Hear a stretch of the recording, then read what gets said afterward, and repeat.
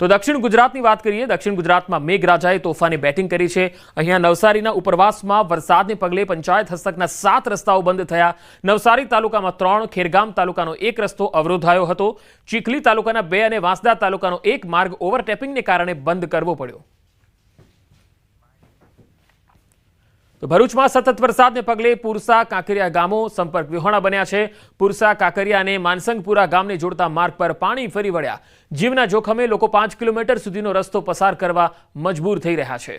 નોકરી ધંધાથી જતા ગામ લોકો જીવના જોખમે રસ્તો પસાર કરી રહ્યા છે।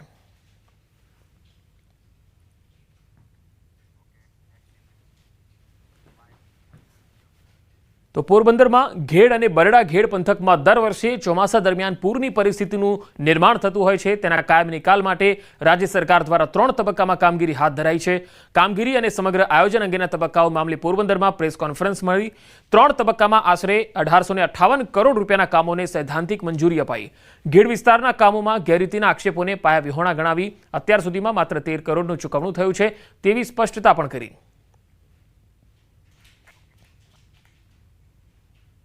કરાવ્યા પછી અમારા અધિકારીઓ સાથે વિભાગ સાથે અને આ કન્સલ્ટન્સી સાથેની માન્ય મુખ્યમંત્રીશ્રીની અધ્યક્ષતામાં અમે ફરી પાસેની સમીક્ષા કરીને લગભગ 1500 કરોડની આસપાસના ખર્ચનું અમે અંદાજ કર્યો હતો અને એ રીતે સૈદ્ધાંતિક મંજૂરી આપી।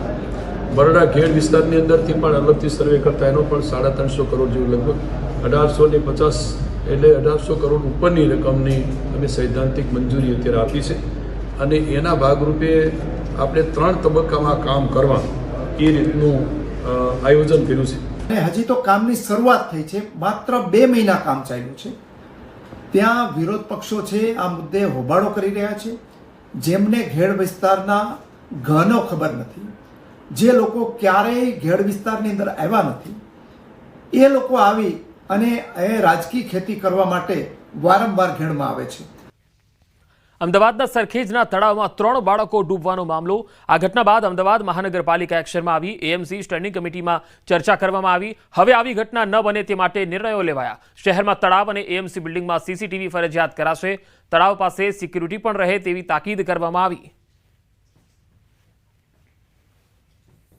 મહાનગરના જેટલા પણ તળાવો હોય, બિલ્ડિંગો હોય, તેની અંદર સીસીટીવી કેમેરા તદુપરાંત સુરક્ષાનો પ્રબંધ પૂરતો થાય, એની ધારો કોઈ જગ્યાએ કમ્પાઉન્ડ વોલ ઊંચી કરવી પડે અથવા તો સિક્યુરિટી મૂકવામાં આવે તો એની પૂરતી તાકીદ કરવામાં આવશે।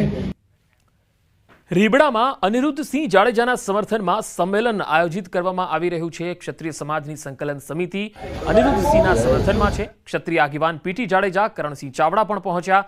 ક્ષત્રિય સમાજ અનિરુદ્ધની સજા માફી માટે સરકાર પાસે માગણી કરશે। ક્ષત્રિય સમાજનું આ સંમેલન શરૂ થઈ ચૂક્યું છે। આ પહેલા અનિરુદ્ધસિંહ જાડેજાના પુત્ર સત્યજીતસિંહ દ્વારા એક વિડીયો વાયરલ કરાયો હતો। તેમણે કહ્યું કે કાયદો અને વ્યવસ્થા જળવાઈ રહે અને તંત્રને કોઈ અગવડતા ઊભી ન થાય તે જવાબદારી આપણા સૌની છે। અમે કોર્ટના નિર્ણયને શિરોમાન્ય ગણીએ છીએ।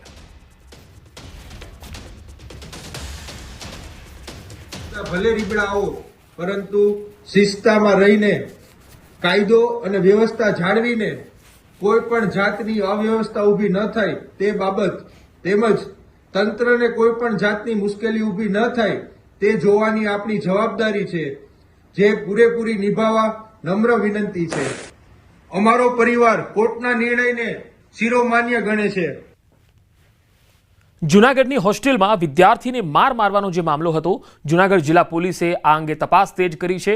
જિલ્લા પોલીસ વડાએ પત્રકાર પરિષદ યોજી। વિડીયો વાયરલ થયા બાદ જુવેનાઇલ જસ્ટિસ એક્ટ પ્રમાણે કાર્યવાહી શરૂ। વિડીયો વધુ વાયરલ થયા પછી પણ પોલીસે ઊંડાણપૂર્વક તપાસ શરૂ કરી છે। જિલ્લા કલેક્ટર દ્વારા અધિકારીઓની એક સમિતિ પણ બનાવાઈ છે અને આ સમિતિ દ્વારા તમામ પાસાઓને આવરી લઈને તપાસ અહેવાલ તૈયાર કરાશે। સંબંધિત વિભાગો દ્વારા નિયમ અનુસાર કાર્યવાહી પણ થશે। અલગ અલગ વિભાગના અધિકારીઓની એક ટીમ બનાવવામાં આવેલ છે। એ સમિતિ દ્વારા તમામ પાસાઓનો ઊંડાણપૂર્વક તપાસ અહેવાલ તૈયાર કરી અને જ્યાં જે બાબતોનું વાયોલેશન થયું હશે તમામ બાબતે તમામ વિરુદ્ધ નિયમ અનુસાર જે તે સંબંધિત વિભાગ તરફથી કાર્યવાહી કરવામાં આવશે। તો જૂનાગઢની હોસ્ટેલમાં